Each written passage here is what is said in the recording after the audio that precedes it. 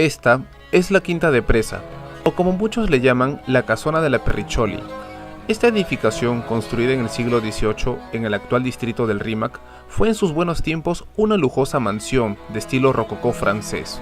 Para esas épocas, el distrito era una zona rural.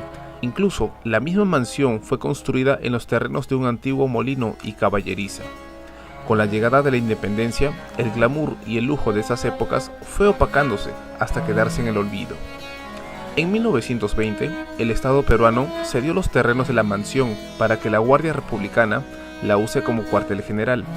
Para aquellos que desconocen, la Guardia Republicana eran los policías militarizados, encargados de custodiar las sedes de instituciones públicas, las cárceles y las fronteras. Los republicanos más veteranos siempre han escuchado o han tenido alguna experiencia sobrenatural en la Quinta de Presa. Experiencias que van desde los susurros de palabras o frases sin saber el origen, objetos que caen sin explicación, o fuertes golpes a la puerta a las 3 de la mañana. Pero la historia que les voy a contar es de un lugar muy particular, que incluso hasta el día de hoy existe. Se trata de la Torre Limoncillo. Esta torre se ubica en el extremo derecho de la antigua mansión, en el Jirón Chira, frente al mercado Limoncillo, de ahí el nombre. Es un puesto de vigilancia del que muchos civiles y policías temen al llegar a las altas horas de la noche, y no es para menos. Una noche de 1974, un suboficial mayor al que llamaremos Ezequiel Carrillo se encontraba realizando labores administrativas. El tedio de llenar formatos, papeles, libros de abastecimiento y costos que se requerían para mantener el cuartel era exhaustivo. El veterano, que ya había abatido a guerrilleros en el 65, estaba a unos meses de su retiro. Ya había pasado la hora de la cena, y era momento para designar a sus subalternos la rotación de los puestos de vigilancia del cuartel. Esto era por norma, y más aún en esos años en que los terroristas del APRA estaban generando problemas en diferentes lugares. Sin embargo, de todos los puestos de vigilancia, la mayoría temía encargarse de la vigilancia de la Torre Limoncillo, específicamente al cruzar el umbral de la medianoche. En todo el tiempo que la Guardia Republicana tenía en la Quinta Presa, se generaron varios reportes misteriosos, sin una explicación lógica. Alrededor de 1928, 5 suboficiales murieron al caer misteriosamente por las escaleras. En 1934, un cabo que se quedó de vigilancia fue hallado muerto con la bayoneta de su fusil atravesando su garganta. En abril de 1945, un sargento se suicidó con un disparo en la cabeza. Previo a eso, se escuchó un grito desgarrador. En julio de 1956, 2 cadetes que estaban turnándose a la vigilancia murieron en camino al hospital, luego de apuñalarse salvajemente con sus cuchillos. En todos los casos, los incidentes sucedieron aproximadamente entre las 11 y las 3 de la mañana. Existen varios casos aislados en los que las víctimas no murieron, pero terminaron locos, y están tratándose en el Hospital Psiquiátrico Rafael Larco Herrera. Volviendo al relato, esa noche, un joven al que llamaremos Gino Palomino, que recién tenía una semana de integrarse a la Republicana, le tocó el turno de vigilar la Torre Limoncillo. Como todos en el cuartel, ya había escuchado historias y los reportes extraños de sus predecesores. En su caso, era la primera vez que tenía que vigilar la torre de noche, ya que en su corto tiempo rotaba por otros lados. Llegada la medianoche, se escucha un disparo. Todos en el cuartel se ponen en alerta. El suboficial Carrillo, con revólver en mano, se acerca a la Torre Limoncillo, de donde se escuchó el disparo. ¡Maldita sea!, se dijo. Otro disparo más y un grito rompe la armonía de la noche. Carrillo llega a la parte baja y grita: ¡Palomino! ¡Palomino! ¿Qué está pasando ahí? ¡Repórtate! Pero no se escuchaba nada. Insiste en gritar el suboficial, pero Gino no da respuesta alguna.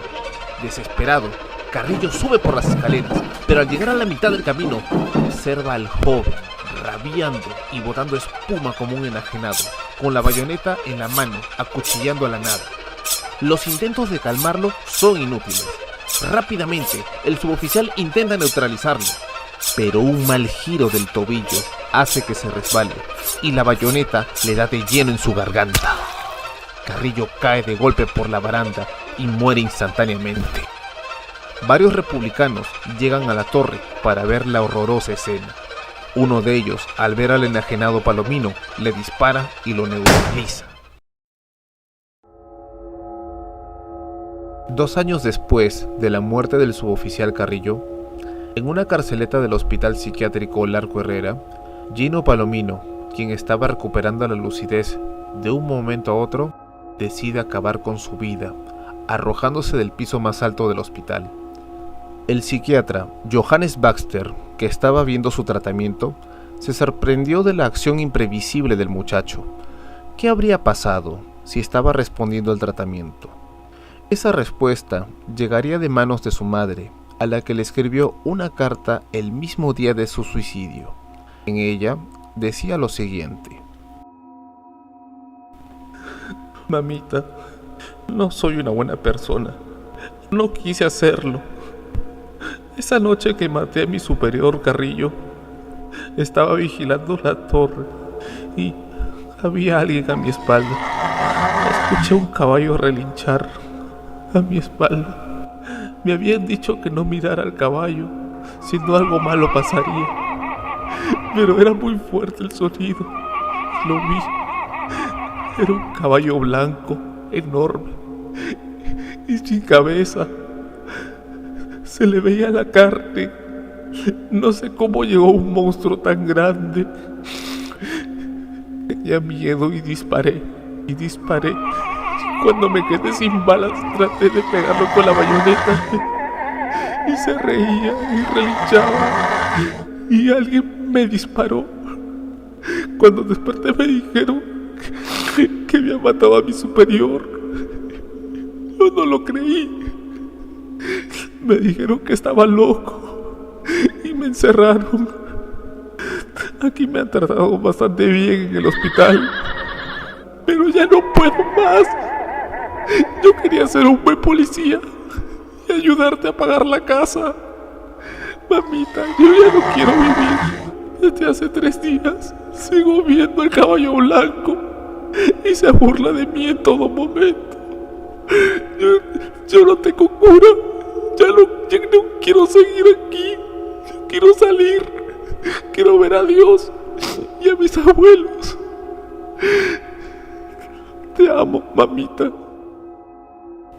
El doctor Baxter guardó la carta como evidencia, junto con varios reportes de los republicanos que terminaron dementes, y que por raro que parezca, y algo muy evidente, es que todos, sin excepción alguna, hablan de esa misma criatura sacada de alguna pesadilla de locos.